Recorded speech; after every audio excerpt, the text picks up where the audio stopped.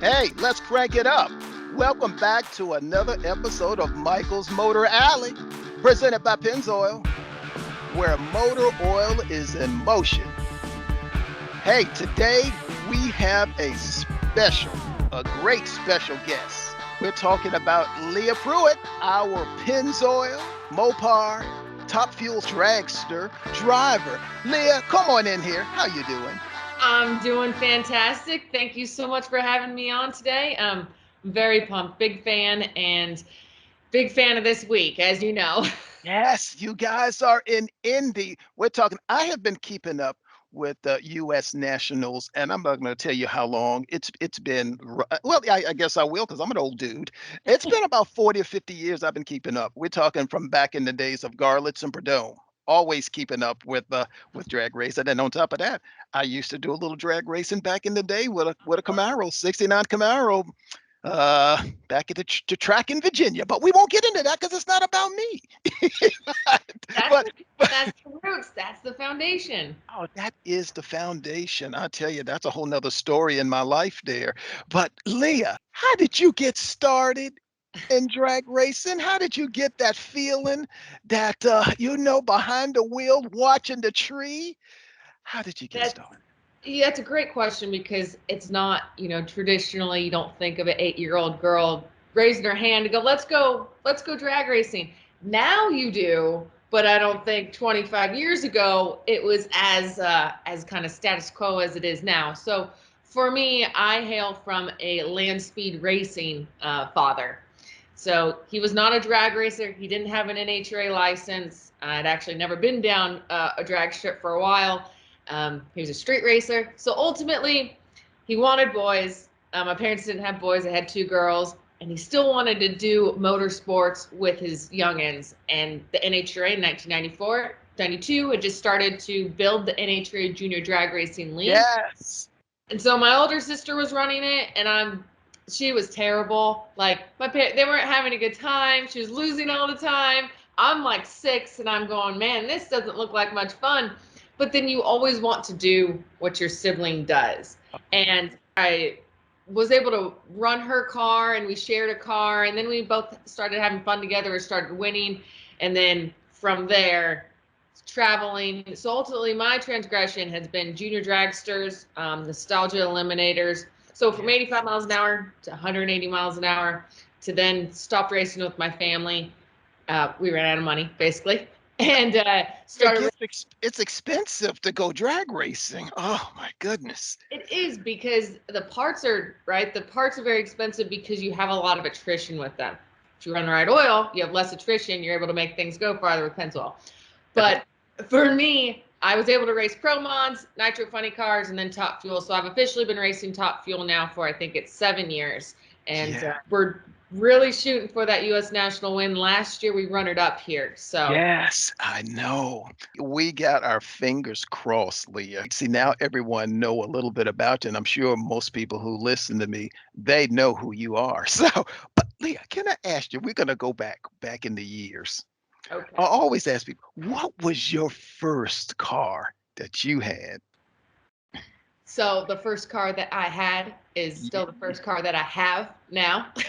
I Yeah. still have it. So it's a 2001 Toyota Tacoma. I had worked really hard in school to get money, and I wanted that because I lived in Southern California and I like to snowboard, and I needed a truck to also do yard work with.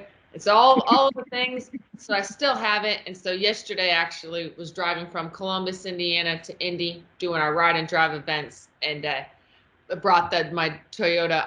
Its nickname is Yoda, Yoda. and Yoda, and it's in great condition. And I have some friends borrowing it this weekend at the U.S. Nationals, so they didn't have to rent a car. So it's Uh, working operating condition. oh, I'm pretty, and you got to think about it. Some of the engines in those are inconstructible. You can't even break them. Like you can do anything you want, and they still keep going. How It's many got miles? How many miles on it, Leah? it's got like 280,000, and like a Wow, champ. So like a champ, like a but champ. Oh, my daily though is I just took delivery about a month ago. It's a 2021 wide body Hellcat Red Eye. It is a lot of horsepower on the street. 797 horsepower is exactly what you need. What you talking about, Leah? Oh my goodness. That is, we're talking muscle flexing on the street. You can't get it any bigger and badder than that. No, Oh, and because it's so brand new, I wanted to take it on our events where we were driving around with yes. potential Dodge buyers, but I didn't have my 500 miles on it yet, so I couldn't really rip it. But those two, actually, all of the SRT vehicles have factory Pennzoil pour. So anyway, I like living the daily life with our brands and partners, and then when we That's go right. and race on the racetrack, they're on the side of the car, Pennzoil in the car. And we live it every day. It's not just when we're racing. Yeah, I love that because you're right. Because which I tell everybody on my technical hotline, we are factory filled for Dodge, Chrysler, Jeep. From the zero W40 for the Hemi engines on down to the little Jeeps. So they are flowing our good old natural gas full synthetic. You can't beat that. So Nope. yeah, I am glad to hear you are running it all over the place. That is excellent. Oh my goodness. Let me ask you this, because you don't see a lot of people that can drive vehicles with a manual or an automatic. I always ask people, I said, which one do you prefer? A manual transmission or an automatic? So you can just put it on in there and eat your ice cream cone and cruise down. Which one would you prefer?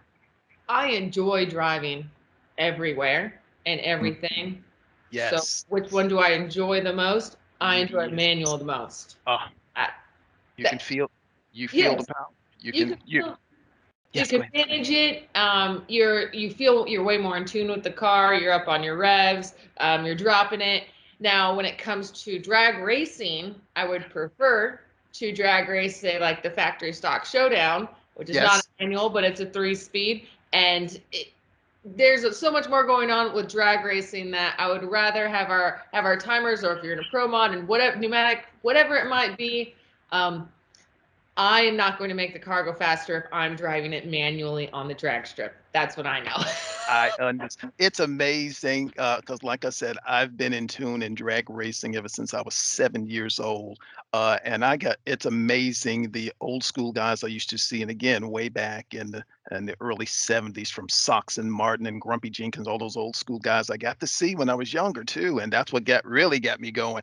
But it's amazing on how I saw the manual transmissions in the mid 70s start disappearing because those guys, even though you had some really called swift shifting guys from the 60s and 70s, but they could not compete with a lot of the automatics that start coming into the picture by the end of the 70s. Unbelievable. You can't beat it. You can't. So, but it is like you said, Leah. I love the fact that in tune, watching the RPMs. It's still fun. It's fun to get, but it's amazing you can't get a whole lot of American cars.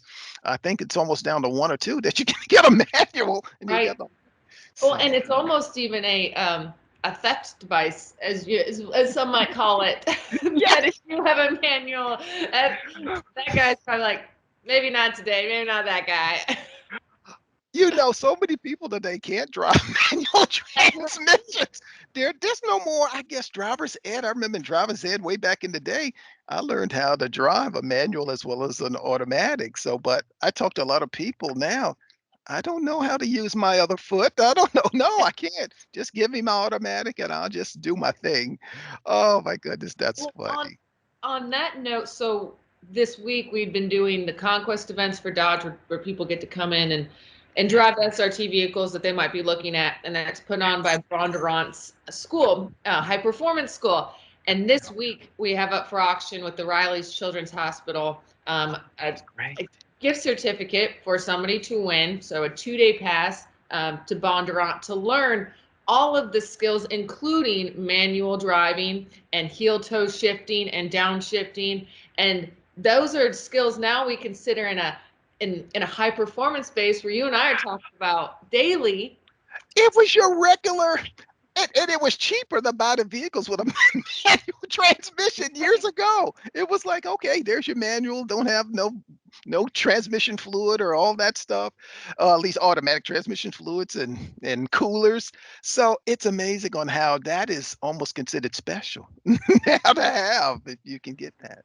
A special talent and like just kind of really rolling things into a big circle is with that. And I don't know exactly when this is and how long this is out, but our auction is until this Sunday of the U.S. Nationals for people to get in, and those cars, the cars that you'd be running around with and doing Yes. doing skid testing and autocross and learning all the skills are in a Dodge Challenger wide body Hellcat with Pennzoil pour. So this is just like all big one happy family. Wow. I wish I was there. I'm telling you, this is something. Wow. Oh man. Anyway, let me get back to Earth Yeah. because I get hyper on this, Leah. Leah, let me bounce another one off you. Another question. Who who was a drag racing figure that you looked up to as you were growing up? So Anybody in particular? there was one person in particular, and for me it was Melanie Troxel because I was attending national events at about 12, 13, 14 years old. And, just like anybody else, who do you look to? Somebody that you relate the most to. To me, she was the youngest professional female driver. And her father, I believe it's Michael Troxel, they were involved in the industry with parts and components. And so she had a great way into drag racing where I looked up to her, but I also I scan the atmosphere and I go, there's nobody that didn't really come from the drag racing world and be a female and it upcoming. I said, I want to be that person that I don't really see out here. And Yes. so instead of looking for, I want to be exactly like somebody, I wanted to fill a void that I had felt kind of growing up and feel like because of my partners and Don Schumacher and Dote Racing and everyone I've been able to race with, it's allowed me to do that. And it was a dream. It's not like I'm going to make that happen. It was like, I would love to make this happen. I'm going to work towards it. But what are the odds that I'd be a professional drag racer shooting Yes. championships? But here we are. I'm telling you, Leah, you are a name in the industry. I'm telling you. And I must tell you this, my little tidbit. I have been following you again because I've been with Pennzoil. I'm the old guy left from the 80s. But you Uh, look strong. Thank you very much. I guess that's good eating, no alcohol, just again, people think, "What in the world?" I said, "Look, I love what I'm doing. I'm in this industry and I do it till the day I die. I'm not retiring." So but yes, what was I gonna ask you, Leah? Yeah, I was gonna say, been through been following you through the come out Quaker State, Pennzoil all the way through, See, I know what you have. all the way through. I'm telling you, all We've been through the the Shell years, family together for a minute. for a minute or two, definitely. Oh my goodness. Oh yeah, but Leah, I just had to definitely talk about that. Leah, let me ask you another one. Who would you say at the line one of the toughest drivers you've had to deal with in recent years? They're on the line staging. Who would you say one of the ones you would say that's really, really tough, you would say? So they're on the line, not in the pit. Okay. Maybe in the pit too, a little rumbling in the pit. um, all right. So I have to say that the hardest time, the most difficult time, which means that it's a driver that is challenging you the most, would actually probably have to be my DSR teammate, Antron Brown. So he was somebody that I looked up to, wanting to race like him. He's a great ambassador for the sport, for his partners, all of that. But then you run up next to him and he's going to chop your face off with a like 042 light. And you're over there with a 060 something thinking you did something and you did not. And the reason that I am categorizing him and not Steve Torrance or not Ashley or any of the other really great guys is because Antron is going to serve it to you like that every time. Every time. Every time. It's not a maybe I'll catch him on a bad run, bad day, bad light, whichever. But from the driver's perspective, he brings it whether if his car is not maybe operating that great that weekend, didn't qualify so well, doesn't matter. He's still there, and that's why I attribute the most challenging driver to race against. Challenging also in the aspect of I like it. He doesn't play games. There's other drivers that really put a lot of effort into hanging you out or double bulbing you or going Yes. deep in on you trying to mess with your head. So when you Yes. race Antron, it's even worse because you know he ain't going to play no games and he's still going to be right there. Right But there. and he's made me a better driver. And when I run up next to him and I'm within 100th of where he's at, and there's have been times I've been able to cut a quicker light than him, not very Yes. often. But yeah, and it happens to be my own teammate, and then I think that's why DSR is what we are, and we harness that talent from crew chiefs to crew members to drivers to partners to have the best horses in our stable to be able to win that race.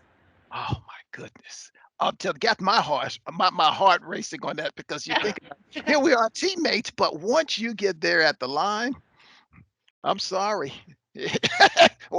I'm gonna try to beat the pants off you. That's right. There's no I'm sorry. That's right. I don't care that we're teammates. So, wow. Oh man, Leah, that is something. That is something. I love that. Let me ask you this, because I have to ask you.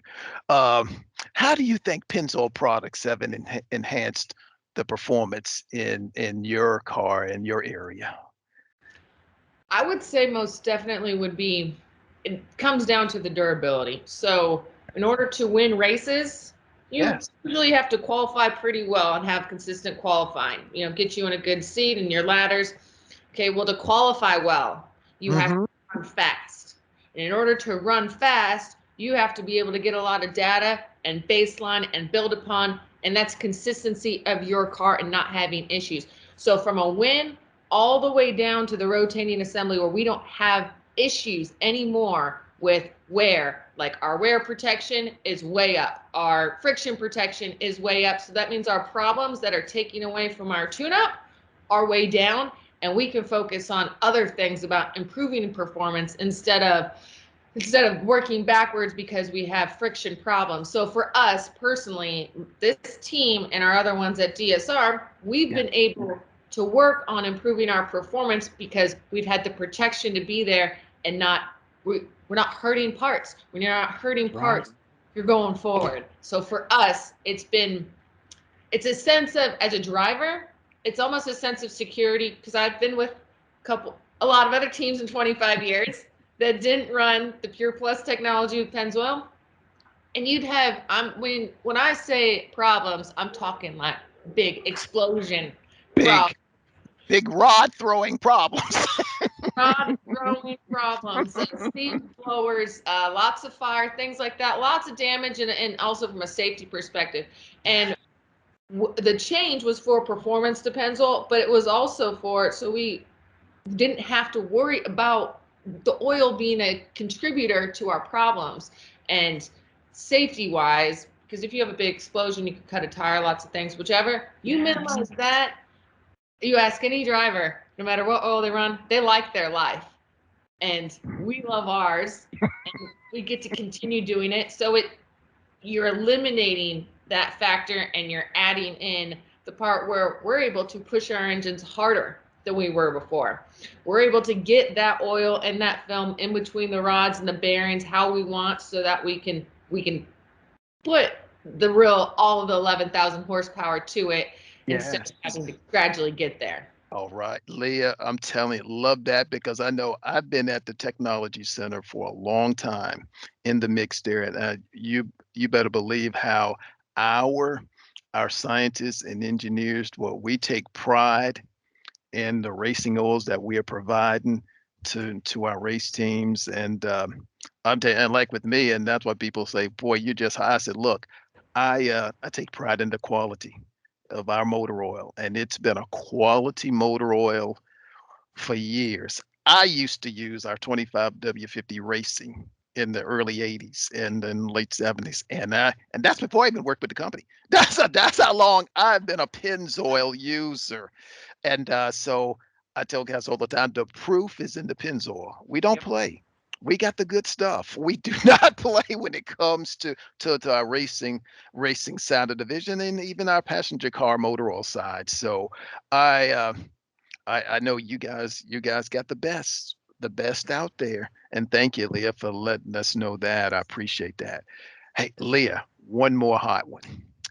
If you weren't behind the wheel, if you weren't doing that, what do you think you'd be doing in life?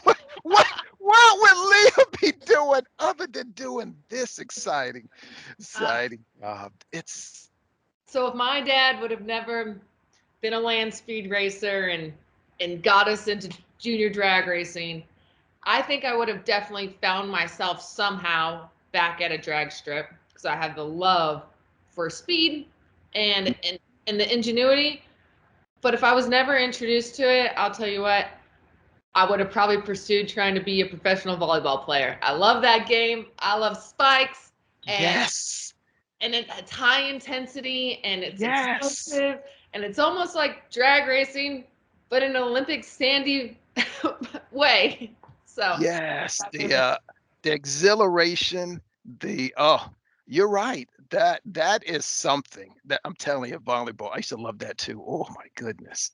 I even used to like badminton. People say, "What badminton?" I said, "Try, Ooh, try, yeah. try competition badminton." Oh my goodness. It's amazing. Leah, when we were little, we used to be hitting the little birdie back and forth, but it was like nothing. But once you find out how it really is, even with volleyball, then oh man, you're right there. You're like ready. I want to spike it all over you. So, oh my goodness. That is something. I kind of figured, Leah, you'd be into something that's gotta be oh action, action. That's right. Oh my goodness. Well, Leah, I tell you, I have one more I want to ask you because I'm telling you, US Nationals, big time. Are we mentally and ready for it? We know you are, but I'm gonna ask you that. We are way ready. We're ready to get past that round that last year we weren't able to put together for the final, but it starts on Friday. It starts with that first qualifier. When I say ready, I mean we talking strategy. We're talking, yes, we got the parts, we got the people, we got the oil, but Friday we need a smooth run, we need a clean run, and then we can work away at it on Saturday and Sunday. I mean, when I say ready, I mean double ready. I'm running the factory stock showdown car for Yes. Mopar, the drag pack, Yes. coming off the heels of two runner-up finishes. We've won the U.S. Nationals before. It's when we won it that year, we went on to win a championship. Like this is the time, and it looks like we're here in the middle of the week. We're not at the track, but my brain right now is at the racetrack. You're already right there. I'm You're already right there looking at there. the tree. Glaring at the other driver. That's right. Or a wink. Anything that can throw them off a little That's bit. right. It has been a pleasure. It's been a pleasure to talk with you, and I hope my podcast listeners have gotten a lot out of this, and I'm sure they have. And everyone, you must check out this weekend the U.S. Nationals. But it's going to be great. We're talking our Don Schumacher Racing team. We got Leah right here who's ready to go. She's ready to crank it up. So I tell you, The what fans can they can follow on Fox Sports One, and then on Sunday, believe it'll be on the actual Fox network. you Uh, thank yep. you So very like you got Ford stations, you got Fox. It's on there. And much, then Leah. of course with our team on Instagram at Shoe Racing, and then Leah Pruitt, and I throw up all types of stories behind the scenes. So Yes. Hey, I follow you. I'm telling you, I love it. Love all, especially on Facebook. Oh my goodness, it's like right there. So appreciate I it. appreciate it. Well, Leah, thank you so much for gabbing with me today. I really do appreciate it. Till next time, be safe, and we will talk to you soon. Take care, Leah. Love it. Be fast. Bye guys. In our next episode, oh boy, we're going to talk about something juicy down Michael's Motor Alley. We are going to talk about what is the proper or correct motor oil to use in a classic or vintage vehicle. Oh my goodness. We're talking about 69 Camaro. That's a car I used to have. We're talking about classic Jaguars. We're talking classic Roadrunners. We're talking classic Porsche 911s. We're going all the way back to 63 Belvederes. We're going to go jump way back over into Model A's and Model T's. We are going to get in deep on what is the correct oil to use in these classics. So stay tuned for our next episode. You've been listening to Michael's Motor Alley, presented by Pennzoil. Michael's Motor Alley podcast is available for listening on Spotify, Apple Podcasts, Google Podcasts, Amazon Music, or wherever you listen to podcasts. Just hit the subscribe or follow button to stay up to date on new podcast episodes. This podcast has been produced by Pennzoil, and the views and opinions on this podcast are those of the people featured and not of Shell or its affiliates. Thank you for listening, and stay tuned for the next episode.